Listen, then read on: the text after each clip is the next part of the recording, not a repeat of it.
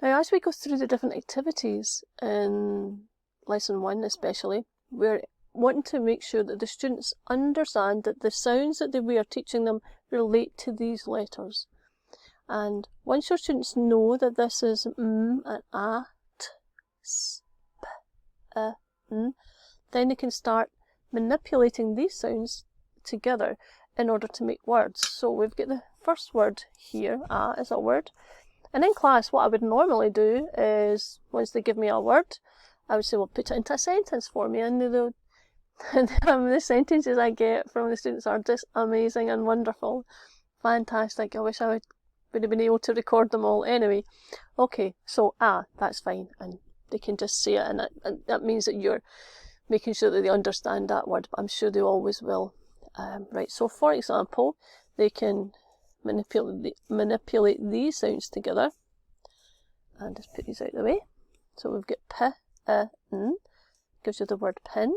And then a wee trick to show them is keep the in the middle. And then, sorry, I'm using a pencil because the camera keeps on getting in and out of focus when I use my hand. Sorry about that. So keep the in the middle and then manipulate the other sounds with the consonants. And we'll look at consonants and vowels later on in the course. Manipulate the other ones round, and then you've got another word.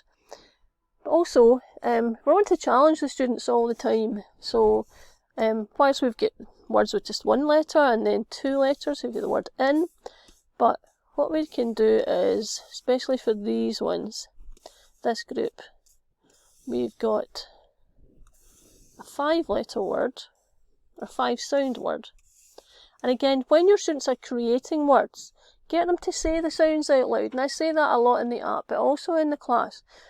It's great when you see them and they're all sitting at their desks and you can hear it's like a murmur of sound. It's brilliant. So it's t, a, m, p. And again, as I said before, it's brilliant to see the students creating a word that they know. They know a stamp is on a letter. They know they stamp their foot to listen, to rousing music or whatever. But it's fantastic to see them create a word that they already know. And once they have that, and again, as we go on, we're building and building their confidence in sound and their confidence in letters, that they'll be able to recognise it and use it in a sentence as a spoken form to me or to you in class. But then as we move on, they'll be able to use that in a sentence and write it down, which will be fantastic for them. Okay, I'll see you in tutor video 2. Okay, bye-bye.